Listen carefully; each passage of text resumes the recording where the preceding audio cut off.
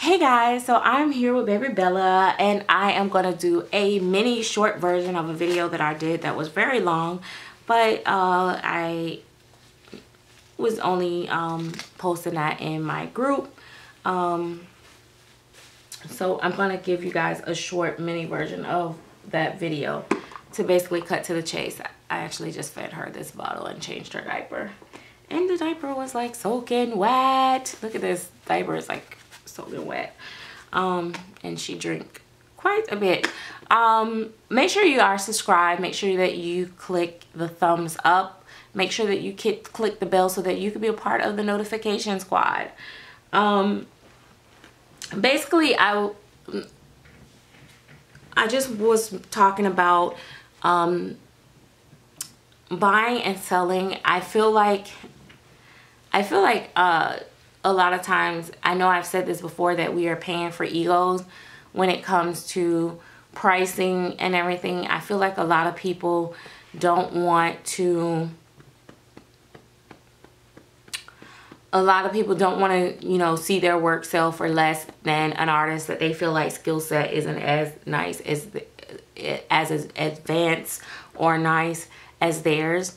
And I feel like they feel like it's a slap in the face or whatever, and so they up their prices. And so with that being said, everybody keep upping their prices, and then the collector, us, the collector, we pay for it. We suffer from it because we continuously are having inflated prices.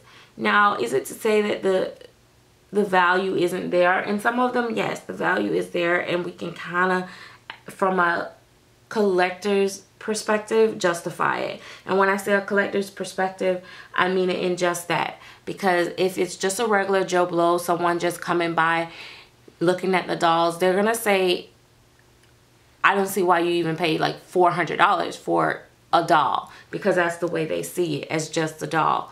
But people that are in this hobby and in this industry understand that it's more than just a doll. Even people that's into art, for the most part, will even understand that this is more than just a doll. In art, really, there is no price limit on art. So with that being said, you know, the saying how much is worth is only an opinion. You know, quality, and you know, when it comes to quality and stuff like that, yeah, I think that part is more than just an opinion. If the work is, you know, sloppy, or you know, the materials they're using cheap materials or whatever, you know, hey, that may be something a little bit more opinion wise. But then at the same time, again, it really falls back to preference. Some people don't care about certain things, you know,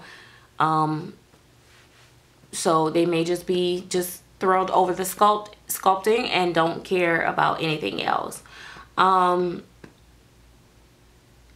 I do feel like we are paying for egos, you know, and as eBay, you know, soar with the auctions, you know, it drives the prices for us up, because artists be like, oh, well, I could get this much. I'm not going to ever charge this much again for my dolls, because this is the new price. So I do feel like we're paying for egos. I really do.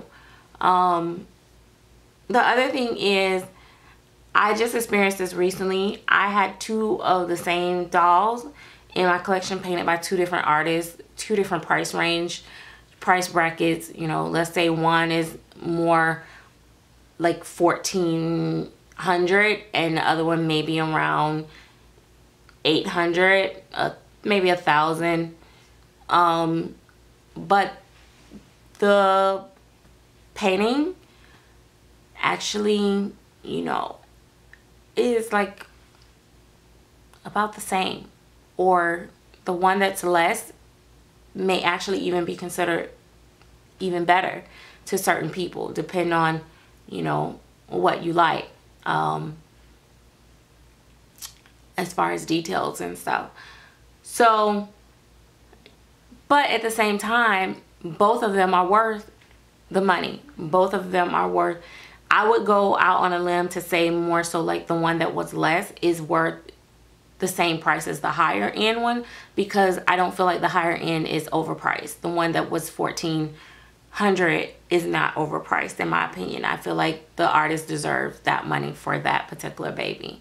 There are certain skills that was put into that were used to create that particular doll that is very hard to reach.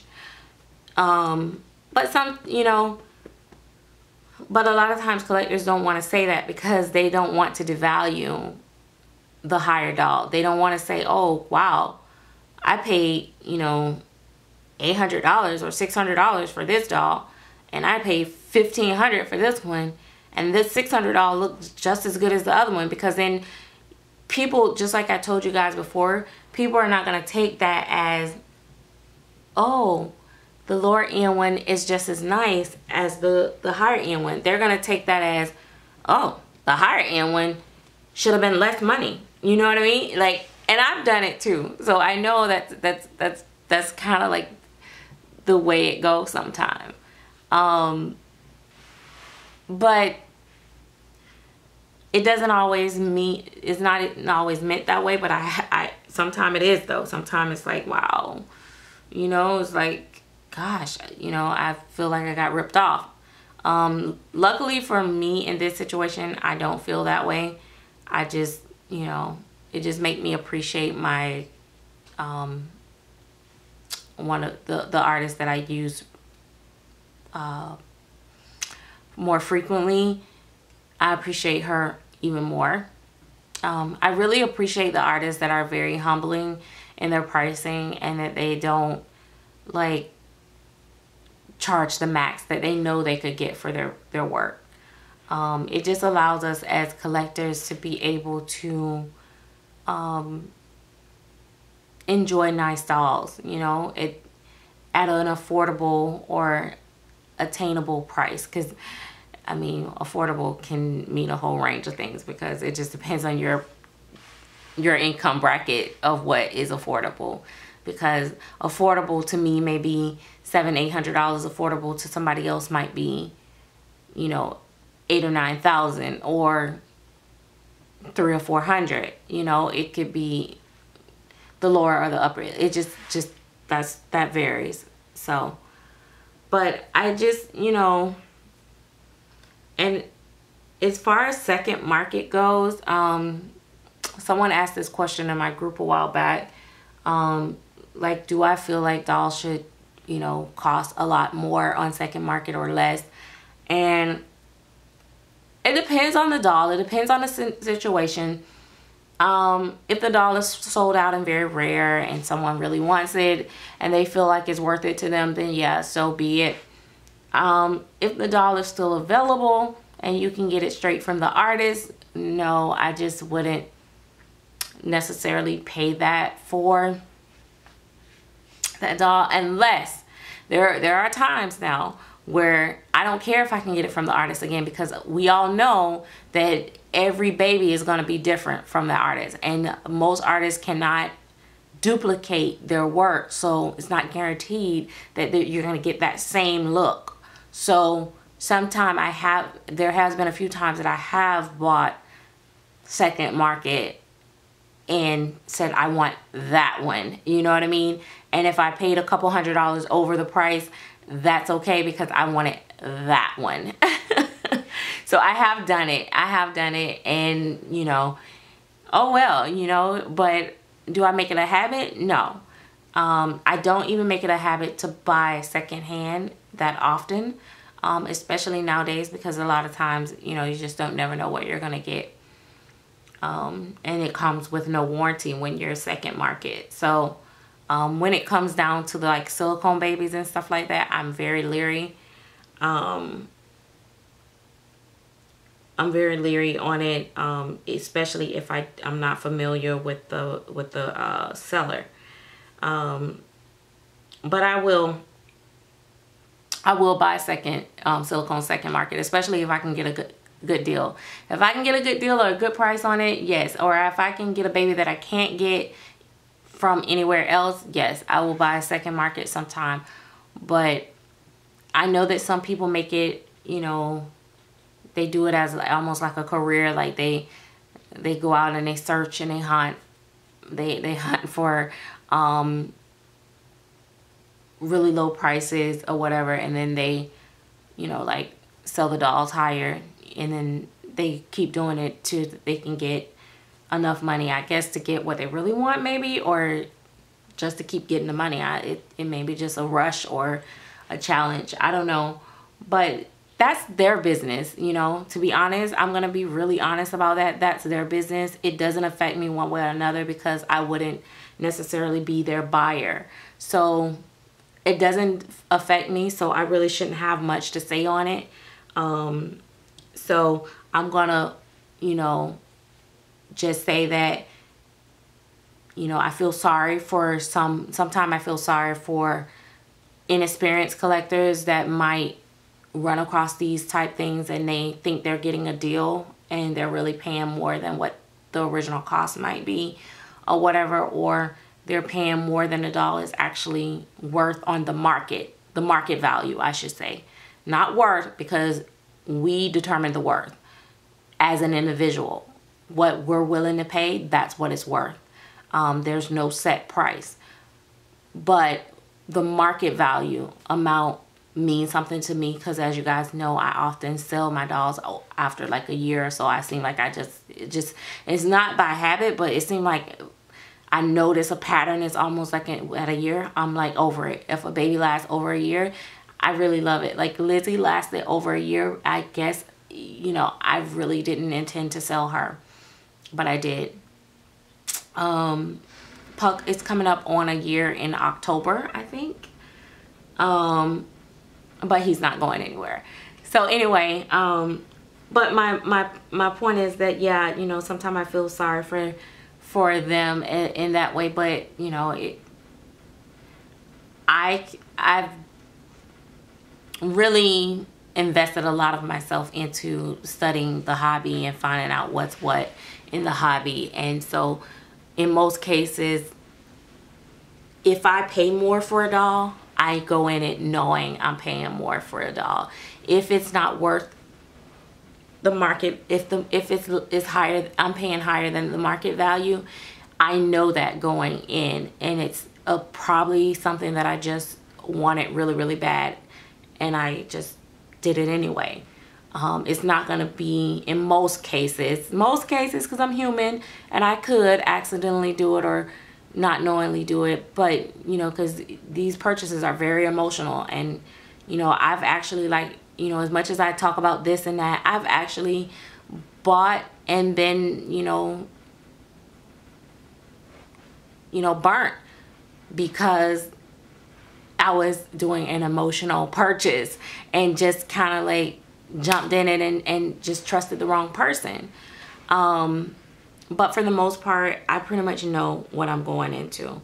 And I know some people are not, and that's the part that really, you know, I feel bad for those people, because it's like, you know, especially when it's someone that's notorious for doing it and they do it all the time, and it's just like, well, sorry, you know.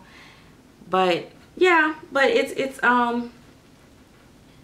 you know, at some point in your collecting career in your collecting time, you're going to be on both ends of the spectrum, because there's been a couple incidents where I've done it, and it's been different reasons behind it. Rather, it's been I put money in it to upgrade the doll, or you know, I had to have it touched up or repaired, or you know, or in one case I sold a doll. I think I sold the doll for like $800. It was a reborn.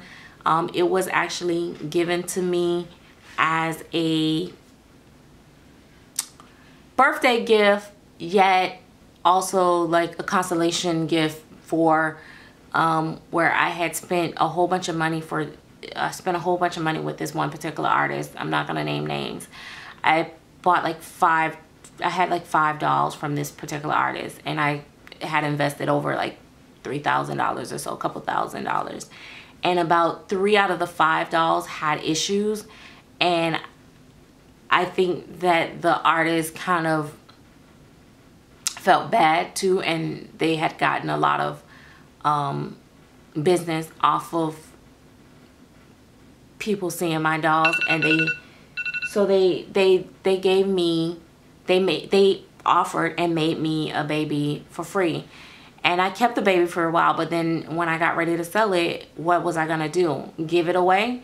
No, I had to put the price on it, the value of what the average of what that artist's work goes for. And I think as an artist, you shouldn't be upset if someone sells your work. I know a lot of people say, how does that look to the artist when you make more money than the artist did? Okay, well in that case, that artist made $0, right? But I sold it for $800. It sold really fast. It was absolutely beautiful and didn't have any issues. But here's the thing. What does it look like when you sell an artist's work for $200 when they're selling their work for more? That makes it look like you're saying their work ain't worth squat. So I prefer a person to get more than less for my work. It's just all about the way that you look at things and the way that people perceive things. I think a lot of people look to find the negatives in everything. And at the end of the day, we're all opinionated, especially myself. But it's none of our business what someone sells their doll for or what they pay for it. But I do inject my opinions just like everybody else. But I will be the first one to say that I know that it's really none of my business. And if you want to pay higher, do your thing. If you don't do it. Me, I'm always trying to get the best deal. If I'm buying on SecondMarket, I usually am buying for a reason, and that's to find something for a better price. I don't make it a habit to buy SecondMarket at a higher price. Like I said, unless it's something sold out rare, one in particular that I want specifically, that's the only way. But anyway, guys, thanks for watching. I'm not going to go too long. It seems like this video was not really that short. Maybe I'll just use this one instead of the other one. I kind of rambled a lot in the other one, although there was a lot of feeding and going on with this little pukaluka. Maybe I'll use it for a voiceover. Anyway, guys, thanks for watching. Don't forget to subscribe if you haven't. Make sure that you give this video a thumbs up on your way out. Make sure that you share this video with all your friends and your family. Talk to you guys later.